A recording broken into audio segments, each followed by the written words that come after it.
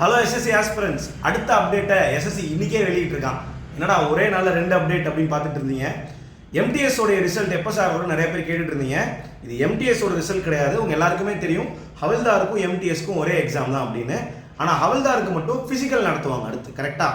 So ஹவில்தாருடைய cut off எவ்வளோ அப்படிங்கிறத release பண்ணி ஹவில்தாரில் யார் யாரெல்லாம் செலக்ட் ஆகி அடுத்து யார் யாரெல்லாம் ஃபிசிக்கல் போக போகிறாங்க அப்படிங்கிறதுக்கான நோட்டிஃபிகேஷனை மட்டும் எஸ்எஸ்சி ரிலீஸ் பண்ணியிருக்காங்க.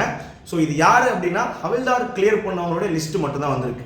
இப்போ ஃபிசிக்கல் நடந்து முடிஞ்சதுக்கப்புறம் யார் யாரெல்லாம் ஃபிசிக்கலில் கிளியர் பண்ணியிருக்காங்கன்னு பார்ப்பாங்க.